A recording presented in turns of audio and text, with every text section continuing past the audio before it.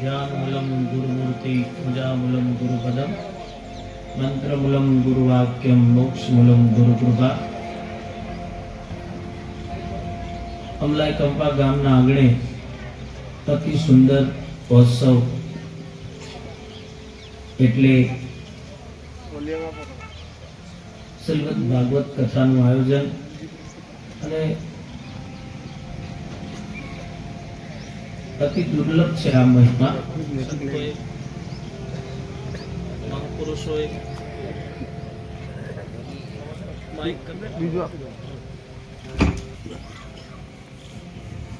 खूब उत्साहनी साथे आ उत्सव उजवाई रह्यो छे।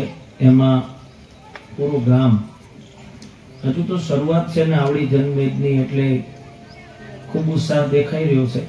एकदम माताओ बहनों यूनिफॉर्म में અને આખો કંપો શણગાર દીધો છે। જાણે કોઈ બીજા દેશમાં જઈને કોઈ સિટીમાં ફરતા હોય ને એવો અહેસાસ થાય એવું સુંદર આયોજન। અમે કરડીને કહેવું ના પડે બાબુ, બધું રેડી જ હોય કામકાજ। અને આ ગામમાં મારો જૂનો નાતો છે। દેવરાજ ધામ દેવાજ પંડિત સમાધિ સ્થાનનું આ ગામ અમે એનું વરખાસન એટલે અમારી વંશ પરંપરાથી જોડાયેલું ગામ છે। કંપામાંથી જવું, કંપાના ઘણા બધા હરિભક્તો બીજ પૂનમે પણ જગ્યામાં આવે। સુરનૈયા મહાદેવ એના ઉપાસક છે ગામમાં અને ખૂબ ટૂંકા સમયમાં ઘણી બધી આ ગામે પ્રગતિ કરી છે અને પ્રગતિમાં પાછો આધ્યાત્મિક આ ઉત્સવ આટલો સરસ રીતે આયોજન કર્યું છે એટલે મને ખુદને આનંદ થયો। મને મળવા પણ આવ્યા હતા। ત્યાર પછી મહાદેવમાં એક કાર્યક્રમમાં મળવાનું થયું। દોલતસિંહના ઘરે મને આમંત્રણ આપ્યું, બાપુ આ સમિયાણામાં પધારો અને દર્શનનો મને લાભ મળે તો મેં પ્રયત્ન કર્યો। અમે બંને ભાઈ છે, એમાં મહેશગીરી બાપુ આવવાના હતા પણ મને એમને કીધું તમે જઈ આવો અને આ દર્શનનો લાભ લ્યો। તો બહુ સુંદર आयोजन आजनु। प्रथम अमारी साधुना अंतरथी आशीष जेने जेने आमा आ उत्सव उपस्थित करवा माटे तनथी मनथी ने धनथी आ जगत में आ विश्व में अने आ अवनी में त्रण वस्तुनी खास जरूर है। मानस सुखमय रहे, शांतिमय रहे ने भक्तिमय रहे। त्रण प्रवृत्तिओं ने मळी जाए ए जीव सुखमय, शांतिमय ने भक्तिमय होय ए भवसागर पार उतरवाना लायक छे। पण त्रण वस्तु दुर्लभ छे, शांति मळवी, सुख मळवुं अने भक्ति मळवी। आ अमारा हरिभक्तो ग्रामजनों आ त्रणेय वस्तु एक ज जग्या उपर प्राप्त थाय ने एवी सुंदर व्यवस्था करी छे। ताळीओथी વધાવી લો એમને। અહીં આગળ સુખ પણ છે।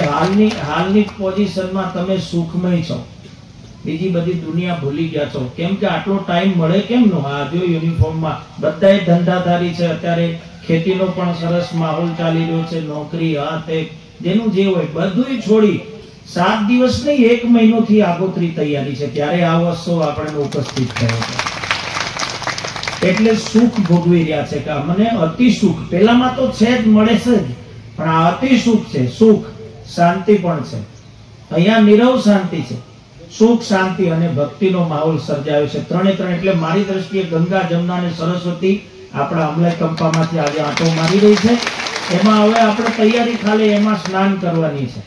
અને સુંદર વાત એ કે આપણે બધાય સુંદરપુરા ધામ સાથે જોડાયેલા છીએ। પૂજ્ય બાપા એમના પહેલા વૈદ્યદાસજી બાપા એ તો બહુ લાંબુ આયુષ્ય આપણે आ विस्तारनी अंदर गुजरातभरमा आवडું મોટું આયુષ્ય ભોગવનાર એક સતીત્વ પુરુષ કહેવાય।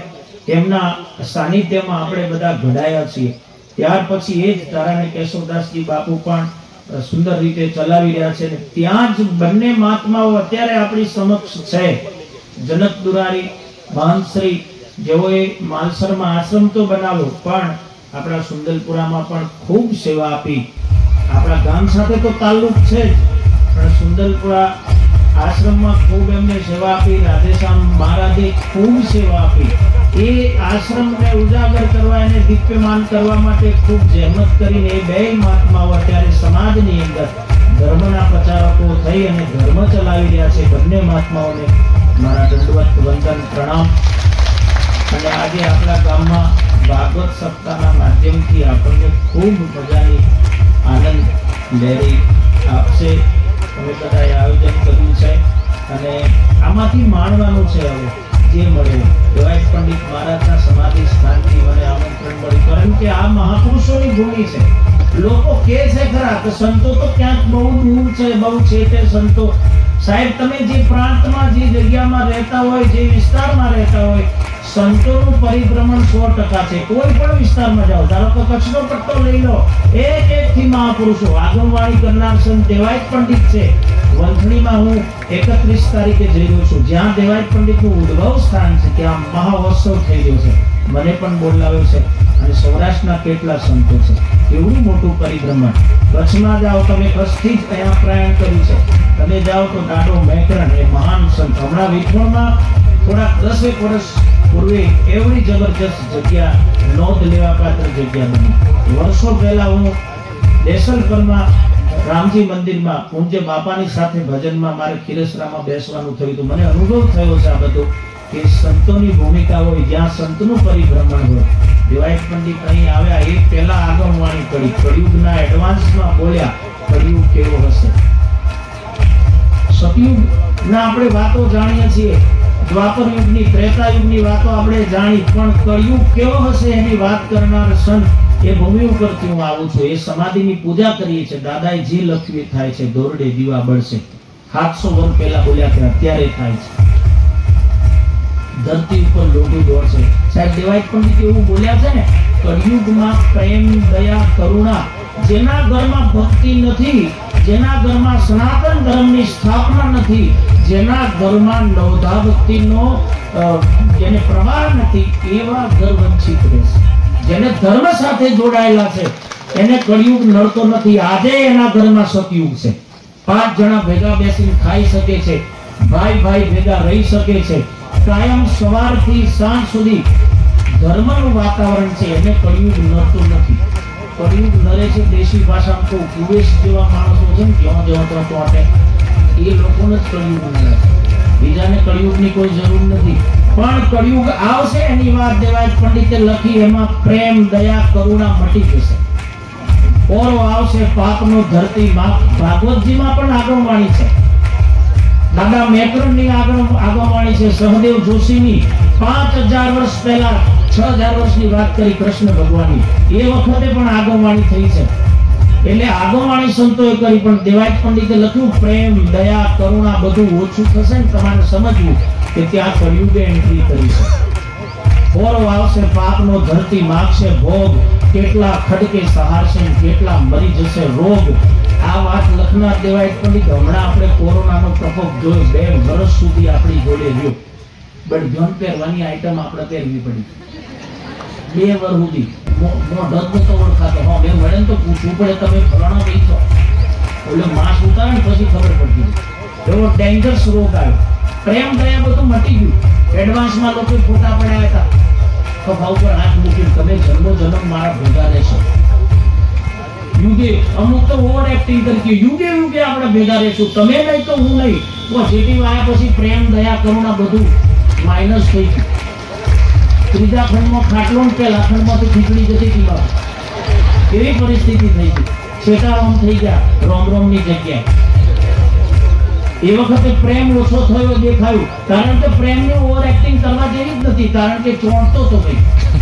હા, ફોન ઉપર ઓલી બેન કાયમ કહેતી હતી ભાઈ છેટા રહેજો, સેનેટર રાખજો, ના એટલું તેલ ના ખાધું હોય ને એટલું તો સેનેટર વાપરી નાખતું, સેનેટાઈઝર.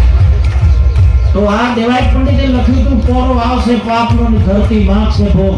ફક્ત દેવાય પંડિતની જગ્યાથી હું આવું છું એટલે નહીં, આ ભારત વર્ષના સંતોએ એડવાન્સ પણ બોલ્યા છે, સનાતન ધર્મની ધારા બતાવી છે, જીવવાનો માર્ગ બતાવ્યો છે. અને આજે 7 દિવસ સુધી અમલાઈ ગામની અંદર જેમ એલાઉન્સરભાઈએ બહુ સરસ વાત કરી કે આપણું ગામ ગોકુળિયું બની ગયું છે.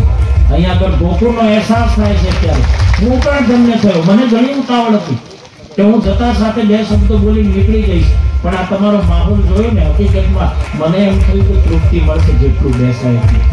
એવો આનંદનો પ્રવાહ અહીં ચાલી રહ્યો છે.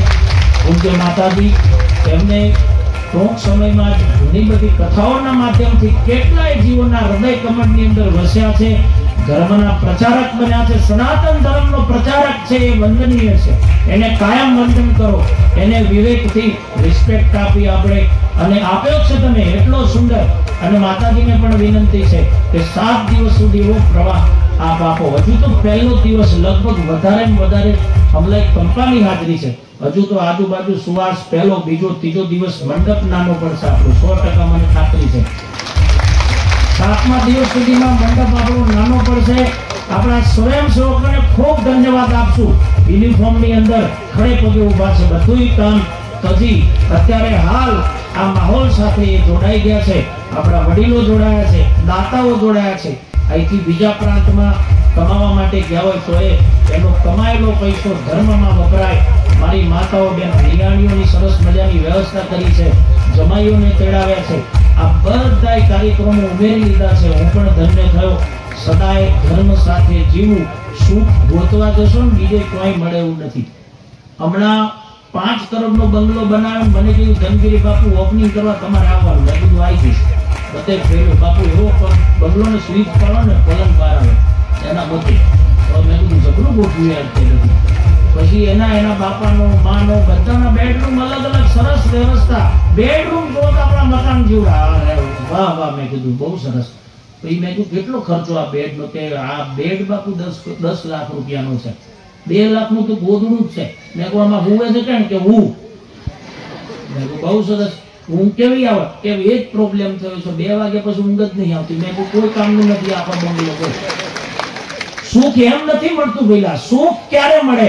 આવા સમર્થ સંતો મહાપુરુષો આપણને જે કેડીએ ચડાવે એ કેડી ઉપર તટસ્થ રહીને આ ખોડિયું રહે ને ત્યાં સુધી નીતિ નિયમના પાકા રહીએ ને તો આપણો રાહ પાક્યો છે. નહીં તો એમ સુખ મળવું મુશ્કેલ છે. ખાલી એક લાસ્ટ વાત કરું. એક કાકો બીજા કાકાને મળ્યો હવારમાં વહેલા. કાકાએ કાકાને કીધું રામ રામ. કાકો કે રામ રામ. ભાઈ કાકાએ કાકાને પૂછ્યું શાંતિ છે? તો સામે વાળો કાકો કે ના. અરે કે હવારમાં વહેલો મળે યાર, ગુલાબી ઠંડી છે અને તું વોકિંગ કરવા આવ્યો છે. ના કેમ પાડે? કે નથી તો નથી યાર. તો વોટ પ્રોબ્લેમ? કેમ નથી તને શાંતિ? તો કે મારા છોકરા નથી. મારા ઢીલો પડી ગયો. તારા છોકરા નથી? હું ક્યાંથી પૂછ્યું તને યાર? છોકરા નતા એને ઓલા કાકાને પૂછ્યું. તારે મજા છે? ઓલે કે મારે નથી. કે તારે શું પ્રોબ્લેમ છે? તારા છોકરા નથી? કે માર તો 4 છે. 2 જેલમાં છે ને 2 પોલીસ વાળા હોદે છે. આખો લોટના જેલો છે. કે છોકરાથી સુખ, પૈસાથી સુખ ના ભૂલી જવું સાહેબ. જ્યાં અધ્યાત્મ મળે છે ને અધ્યાત્મ તમારા હૃદય કમળમાં એવું પાંગરે પછી બોલવાનું મટી જાય. ગંગા સતી માએ કીધું છે ને અભ્યાસ જાગ્યા પછી બોલાય નહીં પાનબાઈ, દેહની દશા મટી જાય. એવો સુંદર મજાનો પ્રવાહ અમલાઈ કંપા ગામના આંગણે આવો સુંદર ભાગવત કથાનું આયોજન થયું. સુંદર મજાના સંગીતકારો મળ્યા છે. તાળીઓથી વધાવો. સંગીતકારો બહુ સુંદર છે. એ તો વાગે ને ખબર પડી જાય. કાસુ પિત્તળ ને નીચ નર, કાસુ પિત્તળ અને નીચ નર વણ વગાડ્યા વાજંત પણ હેમ ન બાજે હે સખી, એ તો વાગે તોય લાજન. સુંદર મજાનું સંગીત, સંતોની હાજરી. કેશવદાસજી બાપુ વિશે મેં પૂછ્યું. રાધેશ્યામ બાપુએ કીધું કે 7 દિવસમાં ગમે જ્યારે 1 દિવસ બાપા દર્શન માટે પણ આવવાના છે, આપણને દર્શન આપવા માટે. બીજા સંતો, આ તો પ્રવાહ છે પહેલા. આવા સંતો આવશે. આપણા સોનૈયા મહાદેવને દીપાવી રહ્યા છે અમૃતદાસજી સજોડે. આપ સર્વે એના સહભાગી છો. અમારું આખું અમલાઈ ગામ એ બધાએ દેવરાજ ધામ સાથે જોડાયેલો વર્ગ છે. ચતુર્સી પણ આવ્યા છે અને અન્ય બધાએ હરિભક્તોને, આયોજક મિત્રોને મને બોલાવી અને સુંદર મજાનો અવસર પ્રાપ્ત કરાવ્યો બદલ સર્વને મારા અંતરના ભાવથી જય લખધણી, જય ગુરુ મહારાજ, નમો નારાયણ, જય સિયારામ.